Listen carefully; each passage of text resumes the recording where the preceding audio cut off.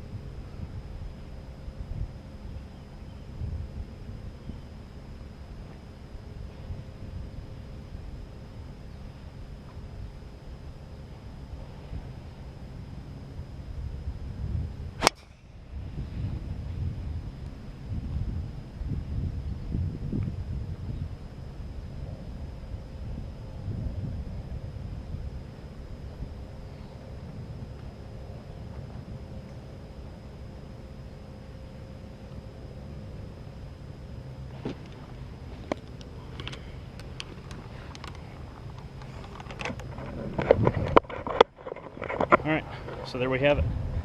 2 tee shots, both did the exact same thing. I'd like to call it a fade, but it was more of a still slice. I'm trying to correct that thing as best as I can, coming through the ball, the more, you know, in to out path, and I still can't get that thing corrected. Also trying to hold a stronger grip with my left hand, and that's not correcting it either yet. So I think we'll put the driver away and see what happens with the irons the rest of the day. Check this out. 190 yard 6-iron. Top Flite Gamer. That thing dropped and stopped. That is a gorgeous, gorgeous shot. I like this ball so far. It's a pretty good start to the round.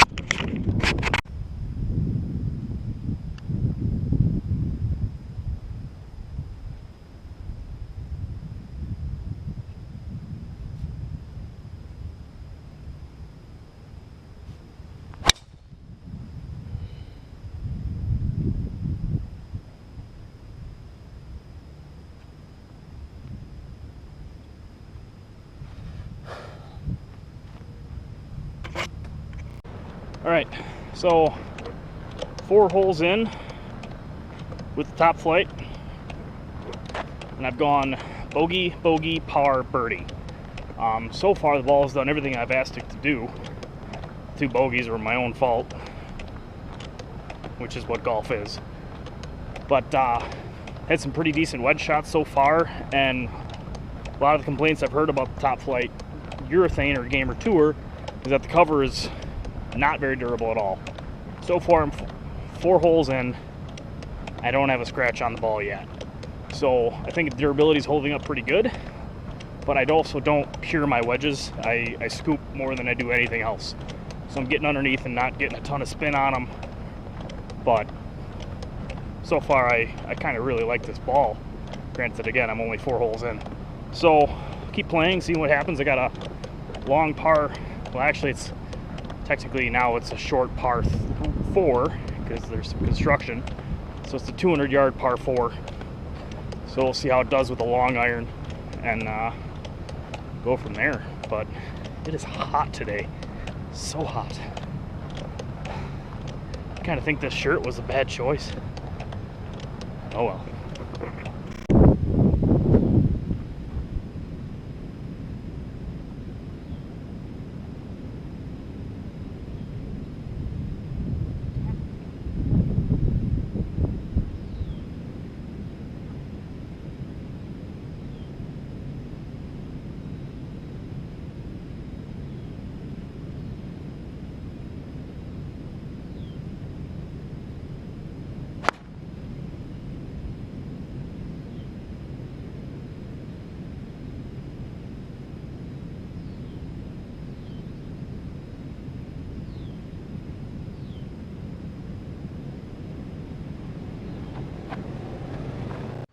Alright, so update for you because I have nothing but time right now. You see those people behind me, I've been waiting on them.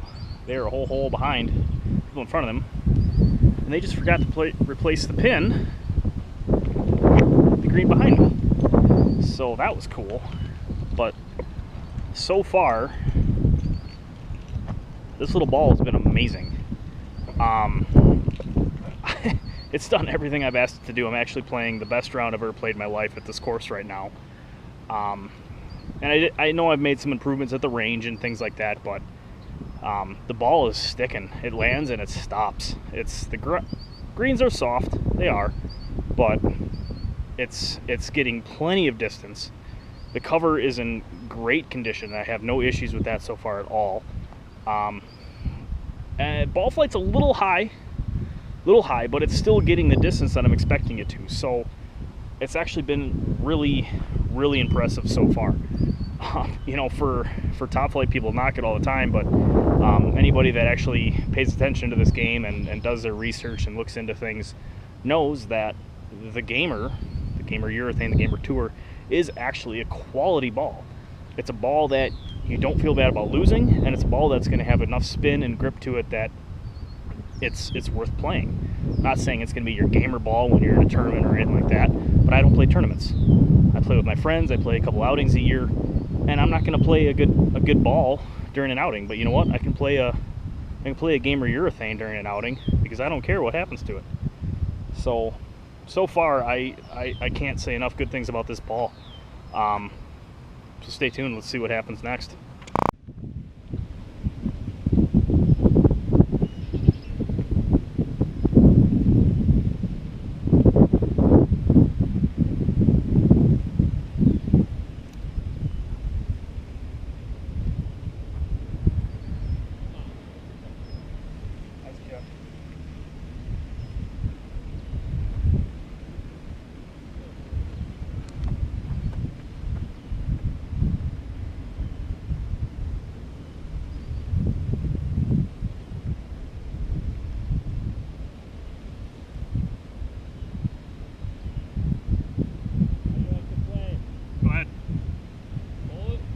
It doesn't matter, he's gonna chip up.